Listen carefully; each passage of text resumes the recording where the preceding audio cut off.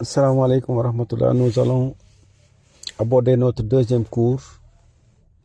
Donc, cours 1B. On a fini avec le cours 1A sur les eaux. L'eau pure, purifiante. Donc, ses caractéristiques. C'est les preuves donc, de la pureté de l'eau. Et également les eaux. Quelles sont les eaux donc pures et purifiantes? Donc, notre cours 1B va porter sur les impuretés. Du livre, donc, Fiqhul Muyassar, donc le fiqh simplifié. Donc, il dit que les impuretés sont toutes choses que répugnent les gens de bonne nature et dont les gens se protègent et lavent leurs vêtements quand ils en sont touchés, comme les excréments et l'urine. Donc, est considéré comme étant impur l'excrément et l'urine, mais également toutes choses que répugnent les gens de bonne nature et donc dont ces gens-là de bonne nature se protègent pour ne pas être touchés également. Et quand leurs vêtements donc sont touchés de ces impuretés-là, ils s'éversent donc à se départir donc de cette impureté. Donc, les choses impures, il dit que ce sont dans le Coran et la Sunna. Donc, c'est le Coran et la Sunna qui attestent que telle chose est impure ou telle chose ne l'est pas. Maintenant, les savants disent qu'il y a trois types d'impuretés. Il y a la grosse impureté, l'impureté normale et l'impureté légère. 1. Pour les excréments de l'être humain. Il dit que, selon Abu Huraira, le prophète sallallahu alayhi wa sallam a dit: lorsque l'un de vous marche avec ses sandales sur de l'excrément, la terre qu'il touchera avec après sera sa purification. Donc, concernant les excréments de l'être humain, donc c'est de l'impureté. Selon Abu Huraira radiyallahu ta'ala anhu, qui a rapporté le hadith qui nous dit que lorsque quelqu'un de vous marche avec des sandales sur les excréments, la terre qu'il touchera après sera sa purification. Donc, les excréments de l'être humain sont des impuretés. Deuxième point, il y a l'urine de l'être humain.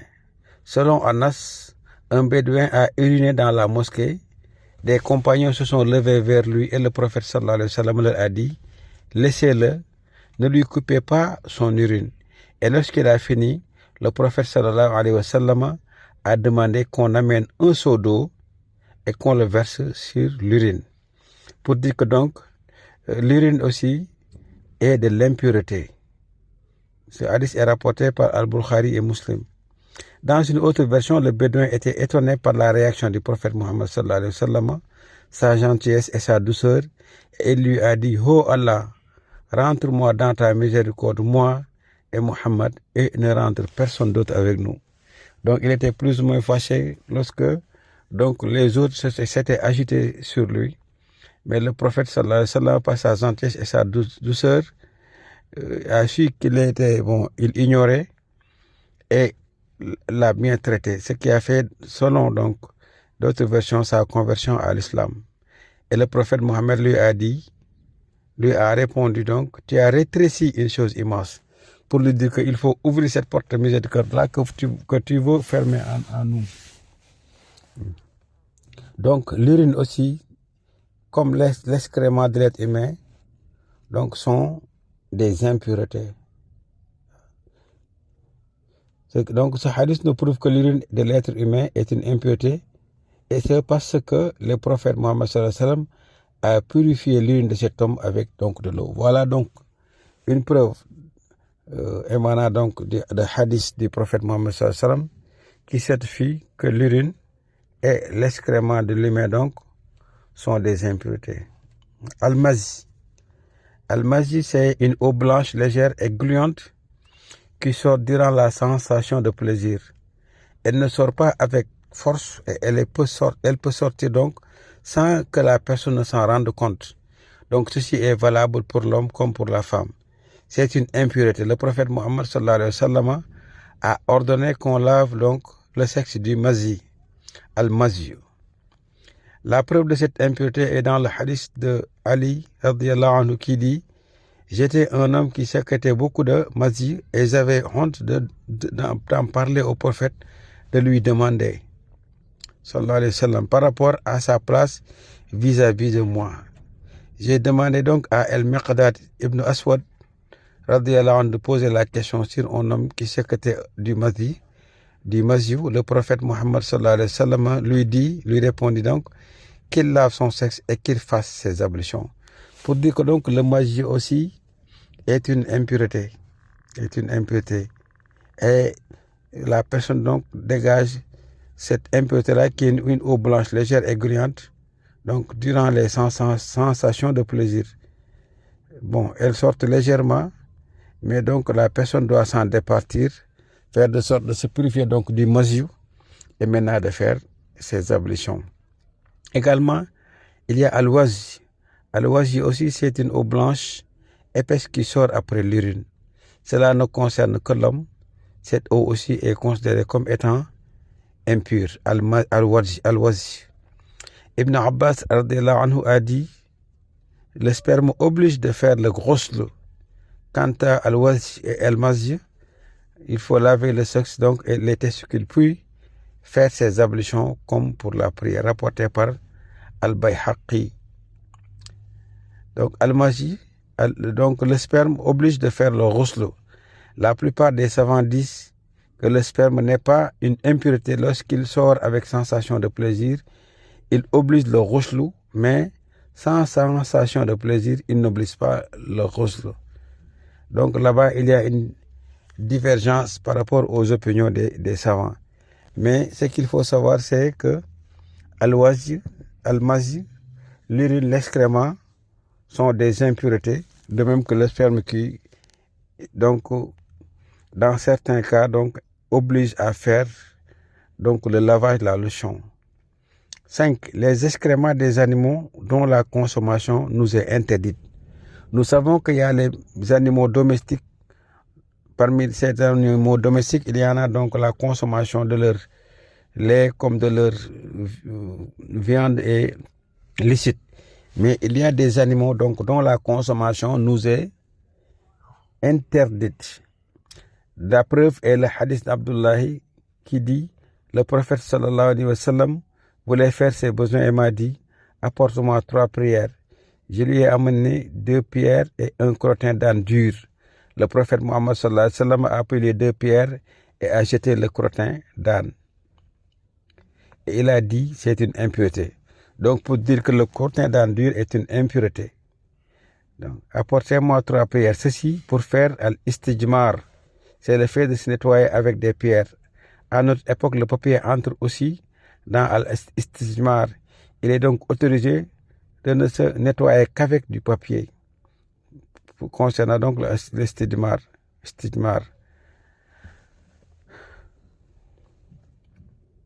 Donc c'est une impureté car la viande des ânes domestiques est interdite à la consommation. Donc leurs crottins aussi sont interdits. On peut en déduire que les excréments des animaux qui ne sont autorisés à la consommation sont purs comme celui du mouton, de la vache, du chameau. En effet, au temps du prophète Mohammed, un groupe de personnes était venu à Médine et sont tombés malades. Le prophète Mohammed sallallahu alayhi wa sallam leur a donné comme remède de boire de l'urine de chameau. Cela prouve que l'urine de chameau est pure car on peut consommer l'urine, donc le chameau, on consomme le chameau et aussi on ne peut consommer quelque chose d'impur. On ne peut pas consommer quelque chose d'impur. Donc le chameau est pur, sa viande nous est licite, sa consommation nous est licite. Donc aussi, l'urine de chameau aussi est pure. Sixièmement aussi, parmi les impuretés, il y a le sang des menstrues et des lochis. La preuve est le hadith de Asma bint Abi Bakr radiyallahu anha qui dit: une femme est venue voir le prophète Mohammed sallallahu alayhi wa sallam et lui a dit: si l'une d'entre nous a un vêtement taché du sang des menstrues, que doit-elle faire? Le prophète Mohammed sallallahu alayhi wa sallam lui répondit: elle doit le frotter, puis le nettoyer avec de l'eau en le frottant avec le bout de ses doigts, puis elle doit l'asperger d'eau et ensuite elle peut prier avec.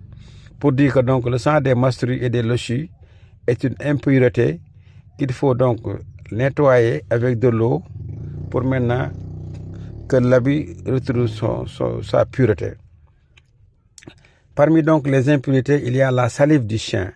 Selon Abu Huraira, radiyallahu ta'ala anhu, le prophète Mohammed sallallahu alayhi wa sallam a dit: la purification de la vaisselle de l'un d'entre vous lorsqu'elle a été léchée par un chien est de la laver 7 fois, la première fois avec du sable, rapporté par Ibn Majah et authentifié par Albani.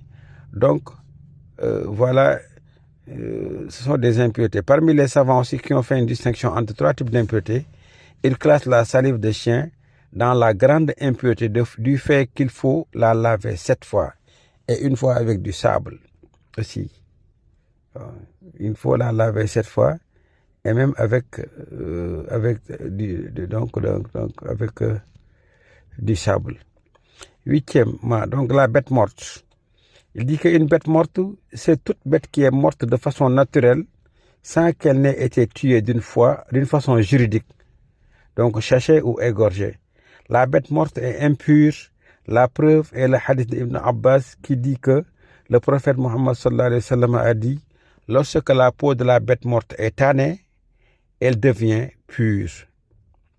Donc la condition pour que la peau d'une bête morte soit pure, c'est qu'elle soit tannée.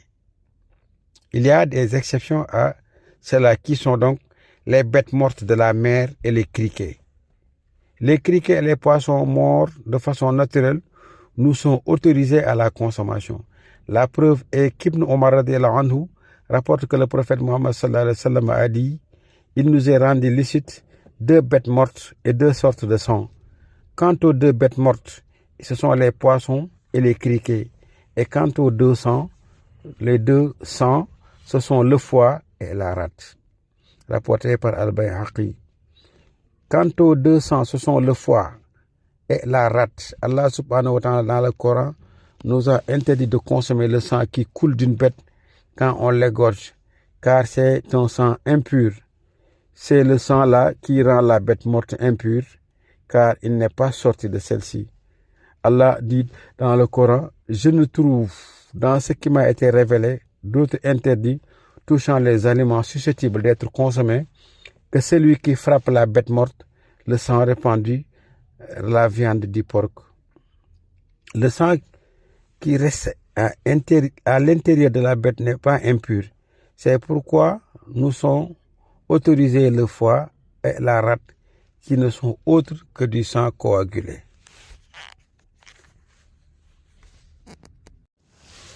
Il y a aussi les bêtes qui n'ont pas de sang circulant dans le corps, telles que les mouches, les fourmis, les abeilles.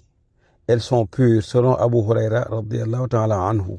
Le prophète Mohammed sallallahu alayhi wa sallam a dit: lorsqu'une mouche tombe dans le récipient de l'un d'entre vous, qu'il la plonge entièrement, puis qu'il la retire et la jette, car il y a dans l'une de ses ailes la maladie et dans l'autre le remède, rapporté par Ibn Majah. Autre, il y a les os des bêtes mortes, les cornes, les poils, les plumes, les griffes. Tout ceci est pur, car nous revenons à la règle qui est: toute chose est pure jusqu'à la preuve du contraire. Donc, l'imam Al-Bukhari rapporte que Az-Zuhri a dit concernant les os des bêtes mortes, comme l'éléphant et autres: j'ai rencontré des gens parmi les savants des salafs qui se peignaient avec et ils les utilisaient comme récipient dans lequel ils mettaient de l'huile et ils ne voyaient en cela aucun mal. Al-Hammad a dit: il n'y a aucun mal dans les plumes des bêtes mortes pour décoration ou autre.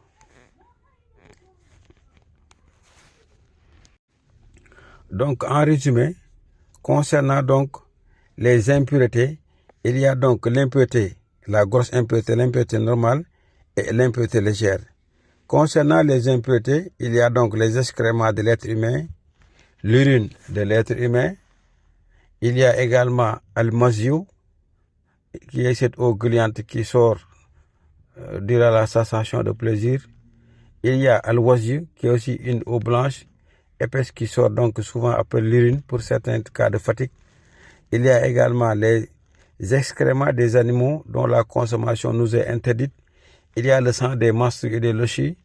Il y a les la salive du chien, il y a la bête morte. Maintenant, pour il y a la bête morte, il a mis en relief donc les exceptions telles que les bêtes mortes de la mer et les criquets. Également, les bêtes qui n'ont pas de sang circulant dans leur corps, telles que les mouches, les fourmis, les abeilles. Il y a aussi les os des bêtes mortes, les cornes, les poils, les plumes, les griffes. Et tout ceci, il les considère comme étant purs, car nous revenons à la règle qui est toute chose pure et pure jusqu'à la preuve du contraire. Également, nous allons après aborder comment nettoyer ces impuretés. Pour notre troisième donc, leçon du cours 1. Donc, nous allons après aborder le cours 1C. Assalamu alaikum wa rahmatullahi ta'ala wa barakatuhu.